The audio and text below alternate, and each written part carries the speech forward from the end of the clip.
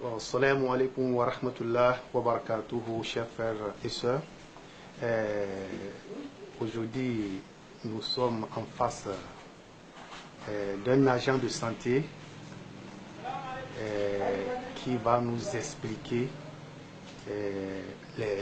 l'importance de la consommation de l'eau potable, les maladies liées à la consommation de l'eau insalubre, c'est-à-dire l'eau non potable, et nous donner un peu quelques recommandations par rapport à la réalisation ou bien par rapport à la réalisation des puits, des forages, ainsi de suite.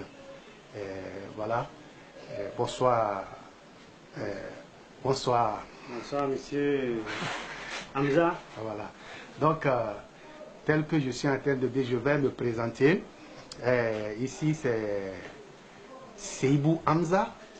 Je suis le président de l'association Asso Human Africa. Voilà. Je vais vous laisser vous présenter un peu. Alors moi, je m'appelle Nawa Nestor, je suis infirmier diplômé d'État, exerçant dans le privé. Vous m'avez demandé de vous donner quelques explications, sinon quelques informations sur la consommation de l'eau potable et les inconvénients aussi, les inconvénients de la consommation de l'eau non potable. Et pour moi, de l'eau potable, c'est une eau qu'on peut consommer sans crainte d'être malade. C'est l'eau que fournit les services publics comme la SONER. C'est ça de l'eau potable. L'eau potable peut être aussi obtenue en utilisant l'eau de pluie et traitée avec les produits chimiques pour rendre cette eau-là potable et cela sans danger aussi à la consommation. Donc voilà quelques explications que moi je peux te donner par rapport à la définition de l'eau potable. Maintenant, par rapport à différentes maladies liées à la consommation de l'eau non potable, bien des eaux non potables, que les maladies les plus fréquentes, les plus rencontrées dans notre communauté ici, ce sont des maladies diarrhéiques.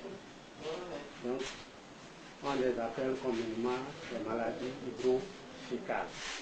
Donc, des maladies comme le choléra, la fièvre typhoïde, la dysenterie, et parfois même d'autres maladies rares comme la poliomyélite. En tout cas, il y en a d'autres que je ne peux pas citer ici, mais c'est les plus fréquentes, c'est les maladies diarrhéiques. Les plus fréquentes que nous rencontrons dans notre pays sont les maladies diarrhéiques. Et la plus grave, c'est le choléra. La plus grave de ces maladies, c'est le choléra. Donc, voilà à peu près les maladies qu'on peut rencontrer environ de l'eau non potable. Maintenant, comme recommandation, comme vous l'avez demandé, ce qu'on peut faire pour éviter de tomber malade, c'est-à-dire de développer ces maladies que je viens de citer tantôt, c'est de boire de l'eau potable. L'idéal est de boire de l'eau potable. L'eau potable servie par la SONER. Et à mon avis ici, je pense que, bon, je n'ai pas les statistiques, je peux estimer que 25% de notre communauté boit de l'eau potable. 25% seulement. Et tout le reste là boit de l'eau douteuse. C'est l'eau de pluie et l'eau des fleuves. L'eau de pluie n'est pas une eau potable en tant que telle. Elle est propre et elle est moins dangereuse que l'eau de fleuve. Maintenant, on peut la rendre aussi potable en la traitant. Donc, c'est pourquoi il nous faut plusieurs puits, parce que Si vous voyez, vous prenez 25% qui boit de l'eau potable et le reste c'est de l'eau de fleuve. Donc il faut que les gouvernants pensent beaucoup à faire une extension dans les quartiers d'eau, dans les quartiers qui n'ont pas de l'eau potable, ou bien trouver les hommes de bonne volonté comme l'association de M. Hamza pour faire des puits partout dans les quartiers et dans les villages qui sont au bord du fleuve pour leur éviter de boire directement de l'eau du fleuve. Donc voilà les quelques recommandations que je pourrais te donner par rapport à la consommation de l'eau de boisson. Vraiment, nous sommes très ravis de ces explications que vous venez de nous donner. Vraiment, nous allons vous remercier pour nous avoir consacré de votre temps, malgré les charges, malgré que votre temps est tellement précieux. Nous vous remercions au nom de la population de la commune de Malambili et au nom également de notre association et au nom aussi des généreux donateurs. Bon, vraiment, je ne sais pas si vous avez un dernier mot à dire, monsieur la Chambre de la Santé. Oui, le dernier mot, c'est de remercier les hommes de bonne volonté comme M. Hamza et son équipe, parce que vous faites de très bonnes choses. Notre population ici vit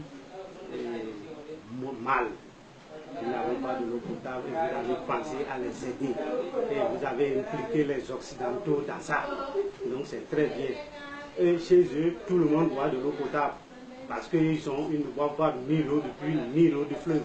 Donc ils ont que de l'eau traitée par les services spécialisés.